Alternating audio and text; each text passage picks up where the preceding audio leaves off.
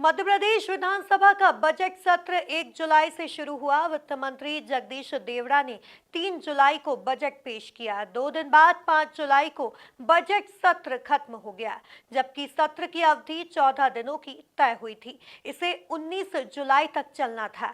मध्य प्रदेश विधानसभा के सत्र में बैठकों की संख्या लगातार कम हो रही है। इस बार 16 दिसंबर से शुरू हुआ शीतकालीन सत्र 5 दिनों का है। पिछले सत्रों में बैठकों की कम संख्या को देखते हुए सवाल उठ रहे हैं कि क्या यह सत्र भी पूरा चलेगा। देखिए ये खास रिपोर्ट।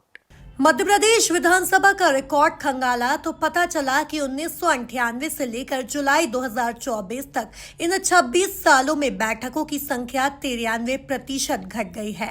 यह भी पता चला कि सत्र के दौरान केवल 10% विधायक ही सवाल पूछ पाते हैं। इसका सबसे ज्यादा नुकसान जनता का हो रहा है।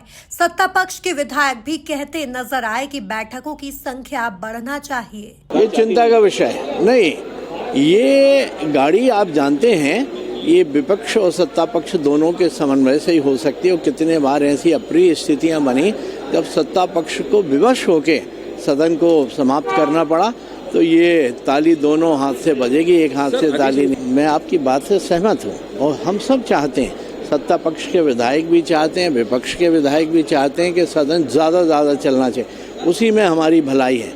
लेकिन आप देखिएगा, आप देखते होंगे सदन के अंदर इनका क्या व्यवहार होता है। और जब हमारी बैठक होती है माननीय अध्यक्ष महोदय के साथ, इनके पाँच दिन कार्य मंत्रणा समिति की, कार्य मंत्रणा समिति में इनके जबान क्यों बंद हो जाती है? इनको मुखर होकर बोलना चाहिए। और अगर ये चाहेंगे तो सदन पूरे समय चलेगा और हम सब लोग सहयोग करने के तैयार हैं। तो इसमें हम तो मध्य प्रदेश के विकास की बात करें, जो भी अगर बजट आता है वो प्रदेश के विकास के लिए आता है।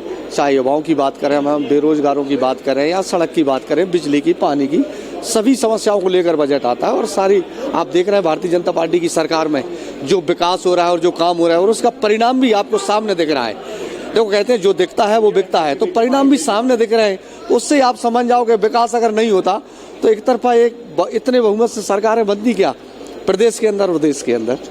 इस बार का शीतकालीन सत्र को लेकर भी बात की जाए तो इस दौरान भी विपक्ष सरकार को घेरते हुए नजर आया।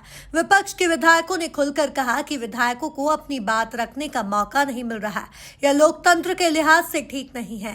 नेता प्रतिपक्ष उमंग सिंघार ने कहा कि यह चिंता की बात है कि सदन के सत्र सीमित हो रहे हैं। उन्होंने कहा कि स्थिति यह है कि कई विधायकों के प्रश्न छूट जाते हैं।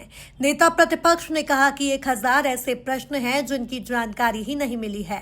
वहीं सत्ता पक्ष का कहना है कि अगली बार से सत्र की अवधि बढ़ेगी। और से भारतीय जनता पार्टी न सांसद न विधायक ये पूरा नाजीवाद लाना चाहती है देश में, नाम के लिए लोकतंत्र। लेकिन जिस प्रकार से सरकारें चलाती है रिमोट कंट्रोल से, मध्य प्रदेश की सरकार भी रिमोट कंट्रोल चल रही, ऐसी एक आदिवासी विधायक के साथ न्याय की बात नहीं करें। इनके विधायक करे तो इन पे कोई केस नहीं लगते, और अन्य पार्टी के विधायक करे तो उन पे केस लगते हैं। तो ये आप देख सकते हैं किस प्रकार से जनप्रतिनिधि का एक विधायक का अपमान है। महेश परमार जी ने भी देखिए, ये सत्ता पक्ष का आरोप गलत है।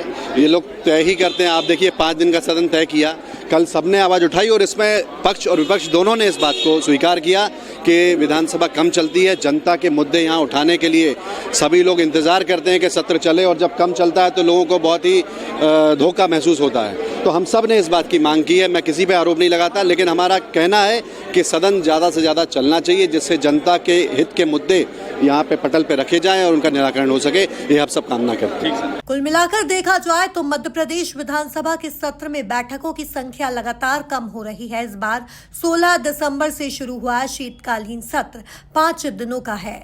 Bureau report, MP news, Bhopal.